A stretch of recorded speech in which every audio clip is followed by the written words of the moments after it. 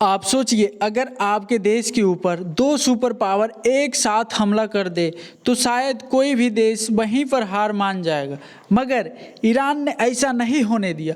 भले ही सामने वाले ताकतों के पास महंगे महंगे और आधुनिक हथियार हो, फाइटर जेट थे, लेकिन ईरान ने पूरी दुनिया को यह बड़ी सीख दे दी है कि बस सीख यह है कि अगर आपके पास लड़ने का जज्बा हो, हिम्मत हो, तो शायद आप इस वॉर को भी जीत सकते हो। जिसने अपने टॉप लीडरशिप को खो देने के बावजूद भी सिर्फ अपने सस्ते ड्रोन और मिसाइलों के दम पर इस पूरे वॉर को लड़ा।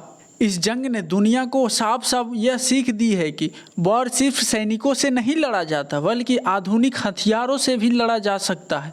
आप सोचिए, ईरान के एक ड्रोन की कीमत महज 25 से 45 लाख रुपए थी। वहीं उसे रोकने के लिए अमेरिका और इजराइल को 2 से 3 करोड़ रुपए की महंगी मिसाइलें दागनी पड़ी थी। इसमें साफ साफ दिख रहा है कि ईरान ने अमेरिका और इजराइल का भारी आर्थिक नुकसान किया।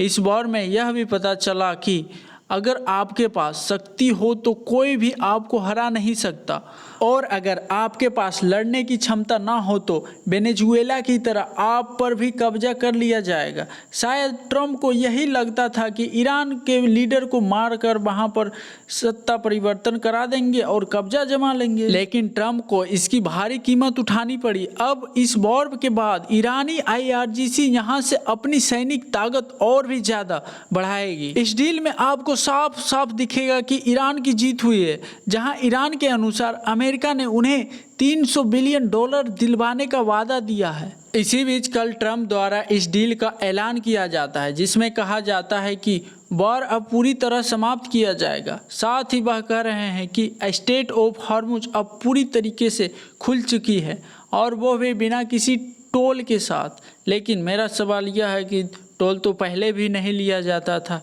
ये सब तो आप ही के कारण टोल लिया जाने लगा था। अब देखना होगा कि 19 जून को इस पर क्या होता है। अगर यह डील फाइनल हो गई तो भारत के दृष्टिकोण से काफ़ी फायदेमंद साबित होगा, क्योंकि भारत पहले ही चाबहार बंदरगाह पर लगभग 1200 करोड़ रुपए इन्वेस्ट कर चुका है। इस डील के बाद ईरान पर से सभी प्रकार के सैंक्शन हटा दिए जाएंगे, जिसके बाद भारत सीधे ईरान से डायरेक्ट कच्चा तेल खरीद पाएगा।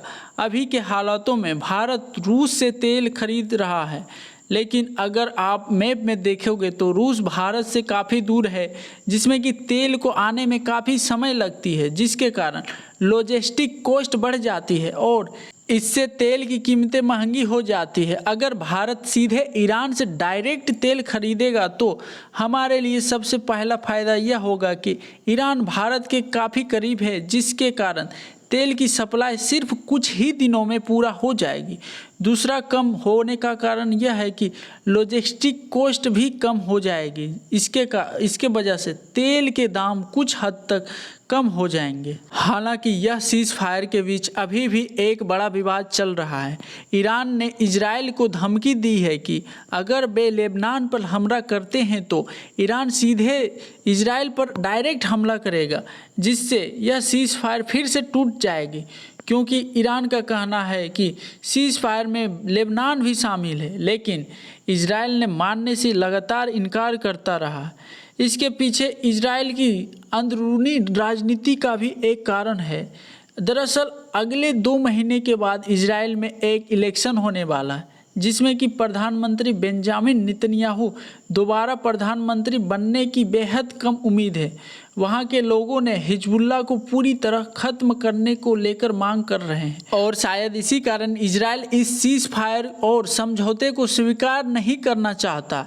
अब बस देखना होगा कि डील सफलतापूर्वक 19 जून यानी कि शुक्रवार को साइन हो पाती है या फिर नहीं।